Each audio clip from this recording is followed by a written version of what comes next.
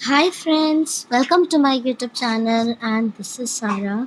So आज है date 23rd of July 2021 और आज हम करने जा रहे हैं जेनेरिक वर्कशीट नंबर 15। ये एक worksheet class 7th and 8th के लिए है। यहाँ पर आप अपना नाम लिखेंगे और अपने टीचर का नाम लिखेंगे। जैसा कि हम पहले से करते आ रहे हैं कि एक जेनेरिक वर्कशीट करते हैं और एक ही वीडियो में हम दोनों वर्कशीट कर लेते हैं, जेनेरिक और सब्जेक्ट। तो आज का जो सब्जेक्ट है जेनेरिक वर्कशीट के साथ जो वर्कशीट पेयर है वो है एसएसटी की। एसएसटी की वर्कशीट है तो हम बाद में वो करेंगे, पहले हम ये जेनेरिक वर्कशीट कर रहे हैं। Before we start please subscribe my channel and don't forget to hit the bell icon. So let's start. तो पहले हम ये पिक्चर ध्यान से देखेंगे तो यहाँ पे मदर डेयरी का बोर्ड लगा हुआ है। Milk shop number 910 and timing morning 5:30 p.m. 5:30 a.m. to 1 p.m. मतलब सुबह ये दुकान कब खुलती है, मदर डेयरी की ये शॉप कब खुलती है? मॉर्निंग में 5:30 से 1 बजे तक और इवनिंग में 4 बजे से 10 बजे तक खुलती है। तो अब देखते हैं आगे के क्वेश्चंस जो हमें दिए हुए हैं। फर्स्ट एक छोटा सा पैराग्राफ है, फटाफट ऐसे पढ़ लेते हैं। Today I went to the park with grandpa in the evening. While returning bought 2 liters of milk from the mother dairy booth. मतलब आज कोई है यहाँ पर तो बोल रहा है कि मैं अपने ग्रैंडपा के साथ इवनिंग में वो पार्क गया था और जब हम वहाँ से आ रहे थे तो हमने 2 लीटर दूध ले लिया, मिल्क ले लिया मदर डेयरी से। ठीक है। Grandfather showed me the board at the booth and gave information about the vitamins nutrients found in milk. अब ये बोल रहे हैं कि जो मेरे ग्रैंडफादर थे उन्होंने मुझे बोर्ड दिखाया मदर डेयरी का। अभी हमने यहाँ पे देखा था ना ये मदर डेयरी का बोर्ड, ये उसे दिखाया उसके ग्रैंडपा ने और उसको बहुत मतलब कई इन्फॉर्मेशन दी किसके बारे में, जो मिल्क के अंदर न्यूट्रिएंट्स होते हैं और विटामिन्स होते हैं उनके बारे में। And ask the following question. If you also know the answer then tell us. और उसके ग्रैंडपा ने उससे कुछ क्वेश्चन पूछे। अब वो कह रहे हैं ये मेरी जो नीचे आपको क्वेश्चन दिए हुए हैं वो उसके ग्रैंडपा ने पूछ रखे हैं, तो आप अगर आपको आते तो आप बताओ। तो चलिए करते हैं हम इसका answer. What is the difference between the opening hours of the booth in the morning and in the evening? Booth खोलने के मतलब दुकान जो खुलती है सुबह 5:30 से 1 बजे तक और शाम को 4 बजे से 10 बजे तक। तो दोनों टाइमिंग्स के बीच का आपको डिफरेंस बताना है कि कितना कितना डिफरेंस है। तो आप इसको कैसे लिखेंगे? फर्स्ट आंसर लिखेंगे तो टाइमिंग आपकी वो टाइमिंग लिख लेंगे मॉर्निंग एंड इवनिंग। तो टाइमिंग क्या है? 5 इस तरीके से लिखेंगे। सबसे पहले आप 1 सेकेंड।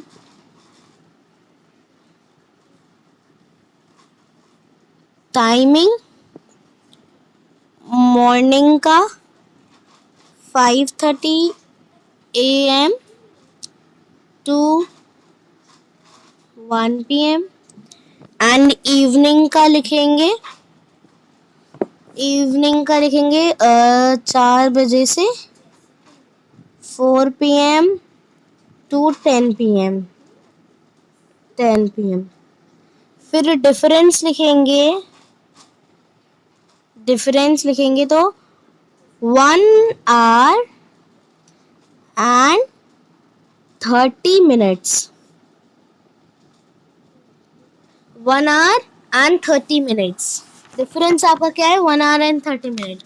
तो आपको फुल डिटेल में लिखना है। अगर आपको जो स्क्रीन पर मैंने लिख रखा है, एक्चुअली मैं फ़ोन में काम कर रही हूँ तो हो सकता है आपको राइटिंग समझ ना आए, तो एक बार मैं आपको दिखाई देती हूँ अच्छे से प्रॉपर। तो ये देखो यहाँ पे आपको आंसर बताया हुआ है। एक्चुअली ये मैंने ही लिखा है आपके लिए। ठीक है। तो ये देखो फर्स्ट क्या मैंने यहाँ पे क्वेश्चन उतार लिया है, फिर टाइमिंग्स। ठीक है, एक सेकेंड। फर्स्ट मैंने किस तरीके से लिखा टाइमिंग, उसके बाद मॉर्निंग का टाइम क्या है 5:30 AM to 1 PM, उसके बाद इवनिंग का 4 AM to 10 AM, डिफरेंस बताना है 1 hour and 30 minutes, शायद मैंने 13 लिख दिया था, सॉरी, दे 30 minutes। तो आपको AM और PM का बहुत ध्यान रखना है, ठीक है, क्योंकि 12 बज जाते तो PM हो जाता है और 12 बजे से पहले हमारा क्या होता है AM, ठीक है। इन सब चीजों का आपको बहुत ध्यान रखना है। नेक्स्ट क्वेश्चन भी यही कर लेते हैं ताकि बार बार हमें वर्कशीट में ना जाना पड़े, ठीक है। तो नेक्स्ट हमारा है why is milk useful for our body. Milk हमारे लिए, हमारी बॉडी के लिए यूजफुल क्यों है, तो उसका आंसर आप लोग यहाँ से लिख लेंगे। 1 सेकेंड,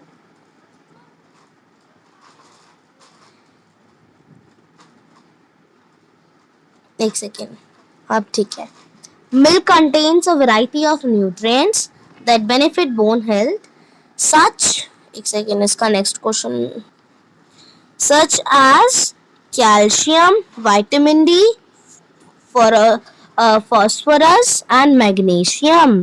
क्या जो हम दूध पीते हैं, है ना, जो हम दूध पीते हैं उसमें क्या क्या होता है, विटामिन डी होता है और बहुत सारी ऐसी विटामिन और न्यूट्रिएंट्स की वैरायटी होती है जो हमारी बोन्स के लिए अच्छी होती है। क्या क्या होता है उसमें, calcium, vitamin D, phosphorus and magnesium. Okay, so next देखते हैं हम। नेक्स्ट जो हमारा है, एक second, 1 second, name the things other than milk available on mother dairy। आपको वो सब चीजें लिखना है जो मदर डेयरी में मिलती हैं। तो मदर डेयरी में ज्यादातर क्या मिलता है, घी, बटर, है ना, जो ज्यादातर जो दूध से चीजें बनती है वो मिलता है। तो क्या cheese, butter, ghee, ice cream and curd और एटसेट्रा, और भी चीजें मिलती है। तो हमने यहाँ पे 4 एग्जाम्पल लिख दिए हैं, आप इसमें से सारे उतार सकते हैं। बाकी अगर आपको और कुछ भी पता है तो आप लिख सकते हैं, क्योंकि बटर, देखो बटर भी दूध से बनता है, घी भी दूध से बनता है, दूध की जो मलाई होती है उससे बनता है, और क्योंकि मलाई भी तो दूध से ही निकलती है, आइसक्रीम भी दूध से बनती है और कर्ड भी, ठीक है। तो ये हो गए हमारे किसके आंसर, आंसर नंबर 3। फिर आपका लास्ट क्वेश्चन है, right the name of your favourite item made from milk. अपनी आपको फेवरेट आइटम बतानी है जो आपको अच्छी लगती है, दूध से बनती है जो। तो मेरी जो फेवरेट है बर्फी और खीर। आप एक्चुअली मुझे कर्ड भी बहुत पसंद है, घर का जो जमा हुआ होता है ना, कर्ड भी मुझे बहुत पसंद है। मैं यहाँ पे लिखना भूल गई, आप लिख सकते हैं, बाकी आपको जो पसंद है आप वो लिख सकते हैं, ठीक है। तो चलिए, हमारी वर्कशीट हो गई है, अब नेक्स्ट देखते हैं।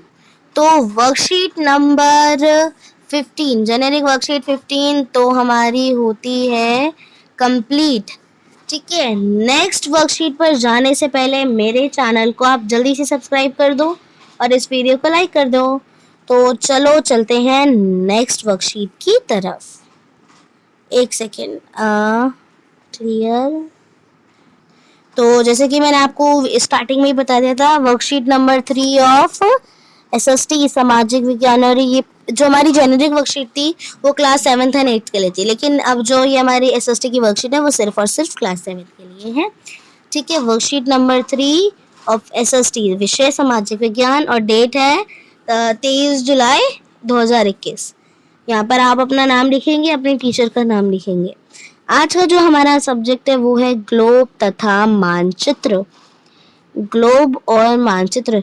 तो ग्लोब क्या होता है, ग्लोब क्या होता है, पृथ्वी का प्रतिरूप। मतलब पृथ्वी ग्लोब के ऊपर जैसे वो बाहर से दिखती है वैसे बनी होती है, और उसमें बहुत सारी रेखा होती है जो काल्पनिक नहीं होती, एकदम मतलब सही मेजरमेंट से उसे बनाया जाता है। और मानचित्र, मानचित्र क्या, मैप से हम कहीं भी जा सकते हैं। हमें जैसे विश्व का मानचित्र मिलता है, वहाँ पे सारे स्टेट जितने भी होते हैं सबके नेम लिखे होते हैं। जहाँ जहाँ समुद्र है वहाँ पे समुद्र है, जहाँ पे जहाँ पे धरती मतलब भूमि है वहाँ पे भूमि का बना हुआ है भूरे रंग से, है ना। बहुत सारी चीजें हम पिछली क्लास में भी देख चुके हैं, तो और कुछ आपको पता भी होगा। तो आज की वर्कशीट बहुत इंटरेस्टिंग होने वाली है। जब आपको कुछ चीज पता होती है पहले से तो वो बहुत इंटरेस्टिंग हो जाती है करने में। तो चलिए करते हैं आज की वर्कशीट। तो मेरे चैनल को सब्सक्राइब कर देना, ठीक है। ग्लोब तथा मानचित्र। क्या आपने कभी सोचा है कि हमारी पृथ्वी कैसी है, गोल, चपटी या तश्तरी की तरह? क्या आपने कभी सोचा कि हमारी पृथ्वी कैसी है, गोल या चपटी है या फिर तश्तरी की तरह? हमारी पृथ्वी गोल है। ठीक है, हमारी पृथ्वी गोल है क्योंकि हम लोग शुरू से यही सीखते हैं कि हमारी पृथ्वी गोल है। बाकी धीरे धीरे चीजें आपको पता चलेंगी आगे। देखो यहाँ पे आपको पृथ्वी की फोटो दे रखी है। पृथ्वी कैसी यहाँ पे गोल दिखाई, थोड़ी ओवल शेप में दिखाई दे रही है ना? देखो बिल्कुल अंडे जैसी शेप में। हमारी पृथ्वी पूरी तरह से गोल नहीं है। देखो आ गई ना बात, हमारी पृथ्वी पूरी तरह से गोल नहीं है। यह उत्तरी व दक्षिणी ध्रुवों पर थोड़ी सी चपटी तथा बीच में से थोड़ी उभरी हुई है। कैसे? उत्तरी और जो दक्षिणी ध्रुवों पर ये थोड़ी सी चपटी है। चपटी मतलब स्ट्रेट, ठीक है। और जो बीच में है, बीच में का हिस्सा वो थोड़ा सा उभरा उभरा है। ठीक है, इस तरीके से बताया गया है यहाँ पर। पृथ्वी के इस आकार को भू आप कहा जाता है। इस आकार को जिसमें थोड़ा वो चपटी भी है, थोड़ा उभरी उभरी भी है, तो गोल भी है, तो उसको क्या कहा जाता है? भू आप। इसको भू आप कहा जाता है। और आगे भी करते हैं हम इसका आंसर। नेक्स्ट पढ़ते हैं। लेकिन पृथ्वी का ये चपटापन उत्तर व दक्षिणी ध्रुव पर ना के बराबर है, जो कि लगभग 21 किमी है। इसलिए हमें पृथ्वी हमेशा गोल ही दिखाई देती है। ठीक है, पृथ्वी हमेशा हमें गोल ही दिखाई देती है। तो क्या बताया गया है इसमें? जो चपटापन दक्षिणी ध्रुवों पर ना के बराबर है, मतलब ज्यादा नहीं है, थोड़ा सा है, इसलिए ये हमें गोल ही दिखाई देती है। ठीक है, दूसरी ये जो यहाँ पे साइड में रखा है ये भी हम लोग पढ़ते हैं। टूटी हुई रेखाएं पृथ्वी के वास्तविक आकार को दर्शाती है। जो टूटी हुई रेखाएं होती है ना, वो पृथ्वी के वास्तविक, मतलब जैसी वो असलियत में है उसे दर्शाती है। ठीक है, नेक्स्ट देखते हैं। यहाँ पे कुछ मेजरमेंट दे रखी है। विषुवृत्तीय व्यास, विषुवृत्तीय व्यास 12756 किमी लगभग। ध्रुवीय व्यास कितना है? 12714 किमी लगभग। और अंतर 42 किमी लगभग है। ठीक है, नेक्स्ट देखते हैं।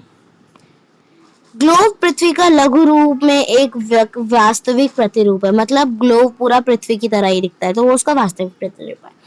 ग्लोब विभिन्न आकार व प्रकार के हो सकते हैं, जैसे पंक्ति में रखने वाले ग्लोब, गुब्बारे वाले ग्लोब, बहुत बड़े आकार के ग्लोब इत्यादि। ग्लोब पर देशों, महाद्वीपों तथा महासागरों को उनके सही आकार में दिखाया जाता है। ग्लोब सुई के चारों ओर पृथ्वी की भांति पश्चिम से पूर्व की ओर घुमाया जा सकता है, लेकिन पृथ्वी पर वास्तव में से कोई सुई नहीं है होती है। यह अपने अक्ष पर चारों ओर घूमती है, जो एक काल्पनिक रेखा है। ठीक है, तो देखो इसको, देखो ये जो यहाँ पे बना रखा है ये छोटे छोटे, तो इसके अंदर एक सुई डाली जाती है जिससे ये अच्छे से स्टैंड होने पाए। लेकिन जो हमारी पृथ्वी है वो अपने ही अक्ष पर घूमती है। ठीक है, और इसमें क्या कि जो ग्लोब है वो बहुत बड़े, मतलब बहुत अलग अलग तरीके से हो सकते हैं। पंक्ति में रखने वाले ग्लोब भी हो सकते हैं, मतलब लाइन में जो रखे जाते हैं ग्लोब वो हो सकते हैं। बहुत बड़े बड़े ग्लोब भी हो सकते हैं, जो बहुत बड़े बड़े होते हैं, मतलब मान लीजिए बहुत ही ज्यादा बड़े। ठीक है, तो और गुब्बारे वाले ग्लोब भी होते हैं। ठीक है, उसपे क्या महाद्वीपों को और महासागरों को एकदम मतलब अच्छे से दिखाया जाता है, जैसे वो है एकदम एग्जैक्ट वही पृथ्वी का प्रतिरूप उसमें दिखा दिया जाता है। मतलब मान लीजिए आपके पास छोटी सी पृथ्वी है ग्लोब के रूप में। ठीक है, और फिर जैसे मैंने आपको बताया कि जो इसके अंदर सुई डाली जाती है ताकि ग्लोब पूरा अच्छे से खड़ा हो सके, ग्लोब पूरा अच्छे से खड़ा हो सके, है ना, इसलिए। लेकिन जो हमारी पृथ्वी है वो अपने ही अक्ष पर घूमती है, मतलब वो मान लीजिए हवा में लटकी हुई है। ठीक है, उसे किसी सुई की जरूरत नहीं पड़ती है। तो नेक्स्ट देखते हैं। गतिविधि एक ग्लोब को ध्यान पूर्वक देखें, उसमें आपको क्या क्या दिखाई देता है, ये आप खुद कर सकते हैं। ग्लोब में हमें क्या क्या दिखाई देता है? महासागर, ज्यादातर नदियां, है ना, क्योंकि थोड़ा वो ज्यादातर वो नीला नीला लगता है हमें, ठीक है, तो इस तरीके से आप लिख सकते हैं। फिर नीचे दिया गया है, दिए हुए संकेतों से विभिन्न आधार पर पृथ्वी तथा ग्लोब में अंतर बताएं। संकेत ये जिस पर हम रहते हैं, गोलाकार कोई काल्पनिक रेखाएं नहीं है, लघु रूप में पृथ्वी का एक वास्तविक प्रतिरूप काल्पनिक रेखाएं होती हैं। भूभाग, यहाँ पर आपको क्या दे रखा है, ऑप्शंस दे रखे हैं। ठीक है, यहाँ पे आपको ये भरना है, आधार का तो पहले से दिया गया है, पृथ्वी और ग्लोब। ठीक है, संकेतों को इसमें भरना है आपको। कैसे करेंगे, तो इसका आंसर देखते हैं हम। यहीं पे नहीं करेंगे, दूसरे पेज पे करेंगे। तो देखो इस तरीके से आप लोग कर सकते हैं। यहाँ पे मैंने करके दिखाया हुआ है आपको। आधार में जो आपका दे रखा था वो आ जाएगा, तो अर्थ में क्या आ जाएगा, अर्थ यह जिस पर हम हैं, और ग्लोब में लघु रूप में पृथ्वी का एक वास्तविक प्रतिरूप। आकार भूआभ, गोलाकार। कैसा आकार है उसका, गोलाकार है। ग्लोब में कैसा है, और पृथ्वी, सॉरी यहाँ पे पृथ्वी में लिखना भूल गई, यहाँ पे पृथ्वी आ जाएगा। पृथ्वी में कैसा है और ग्लोब में कैसा है, काल्पनिक कोई काल्पनिक रेखाएं नहीं है, कोई काल्पनिक रेखाएं नहीं है, मतलब वो हम अपनी तरफ से नहीं बनाने। काल्पनिक का मतलब टेल्स हम अपने मन से जो बना देते हैं, लेकिन वो पृथ्वी पर काल्पनिक नहीं है। ग्लोब में हाँ काल्पनिक रेखाएं होती हैं। इस तरीके से आप इसमें भर सकते हैं। ठीक है, बाकी इसको और अच्छे से दिखाऊंगी तो शायद आपको अच्छे से समझ आ जाएगा। एक सेकेंड। तो ये देखो, ये आपका पृथ्वी में आ जाएगा। पृथ्वी कैसे है, तो सबसे पहले कॉलम में ये भरेंगे, यह जिस पर हम रहते हैं। सेकंड कॉलम में भरेंगे भू-आप, और थर्ड कॉलम में भरेंगे कोई काल्पनिक रेखाएं नहीं है।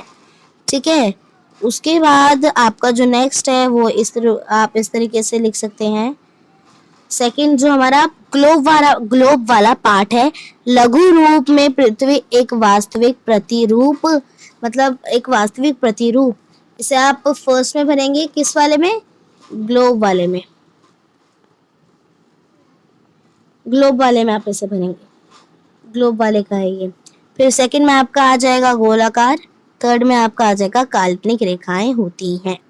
क्योंकि ग्लोब तो मानव नहीं बनाया है ना, पृथ्वी तो मानव ने नहीं बनाई, इसलिए वो काल्पनिक नहीं है, उसमें पृथ्वी पर काल्पनिक रेखाएं नहीं होती।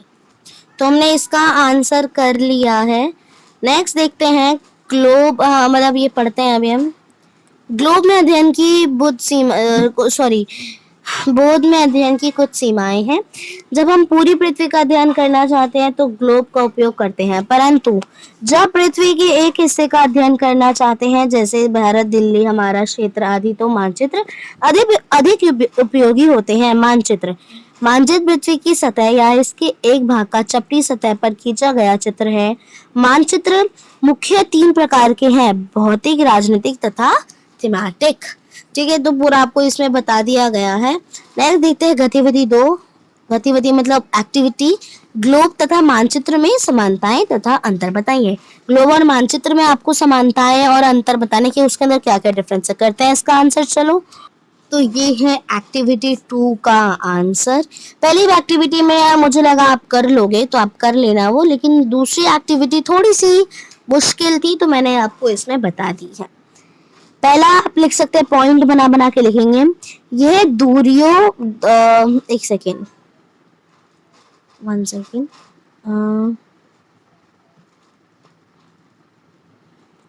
ये दूरियों, दिशाओं, क्षेत्रों आदि का वितरण करके पूरी दुनिया का दृष्टिकोण प्रदान करते हैं। यह महाद्वीपों, महासागर और देशों को उनके सटीक अवतार में दर्शाते हैं। ग्लोब और मानचित्र में अंतर। ग्लोब त्रिविमीय प्रदर्शन होता है, जबकि मानचित्र किसी प्रदेश का द्विमीय प्रदर्शन होता है। ठीक है, मानचित्र से मिली जानकारी ग्लोब की अपेक्षा ज्यादा सटीक होती है। इस तरीके से आप कर सकते हैं इसका आंसर। चलिए वापस वर्कशीट पर चलते हैं। तो हमारी वर्कशीट यहीं पर खत्म होती है। आई होप आपको अच्छे से समझ आई होगी। अगर आप मेरे चैनल पर नए हैं तो प्लीज प्लीज प्लीज मेरे चैनल को सब्सक्राइब कर दीजिए, इस वीडियो को लाइक कर दीजिए और इसे शेयर करना, जितना ज़्यादा हो सके उतना शेयर करना, और कोई भी क्वेरी, कोई भी क्वेरी, कोई भी डाउट है, आप कमेंट सेक्शन में मुझसे पूछ सकते हैं। आपको मुझसे कोई भी शिकायत है, आप मुझसे पूछ सकते हैं, नीचे बता सकते हैं, ठीक है। और सब्सक्राइब कर देना और साथ में जो बेल आइकन है उसे भी प्रेस कर देना। उसके जब जब तक आप बेल आइकन को प्रेस करके ऑल नहीं करते तब तक वो चैनल सब्सक्राइब नहीं होता है। तो आई होप अच्छे से समझ आया होगा। कोई भी क्वेरी, कोई भी डाउट मुझसे पूछ लेना। बाकी take care, tata and bye bye. Bye friends.